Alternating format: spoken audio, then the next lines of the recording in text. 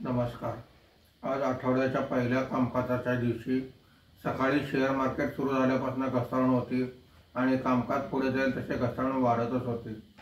आज market संपताना Sensex हा 1049 पॉईंटने घसरून 76,330 वर बंद झालेला आहे.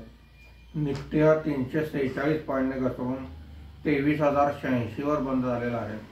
आजच्या कामकाजामध्ये सर्व इंडेक्समध्ये घसरण बघण्यास मिळालेली आहे. सर्वात कमी घसरण BSE बँक इंडेक्समध्ये 1.23% झालेली आहे.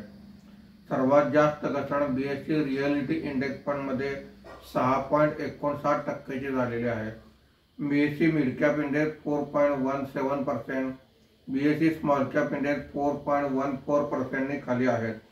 आजच्या कामकाजामध्ये निफ्टीमध्ये वाढलेले मुख्य शेअर्स पुढील प्रमाणे: Axis bank 0.83%, TCS 0.60%, IndusInd bank 0.44%, Hindustan Unilever 0.37% अशी वाढ आहे.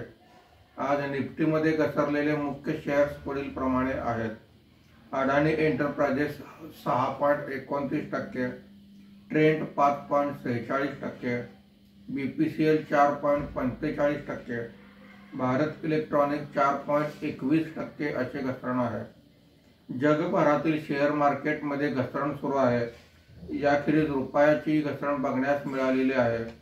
या मुख्य कारणांमुळे आज शेअर मार्केटमध्ये घसरण दिसून आलेली आहे. FIIने मोठ्या प्रमाणावर म्हणजे 4,892 कोटी रुपयांची विक्री केलेली आहे. देशी वित्तीय संस्थांनी त्याला तोड म्हणून मोठ्या प्रमाणावर 8,066 कोटी रुपयांची खरेदी केलेली आहे.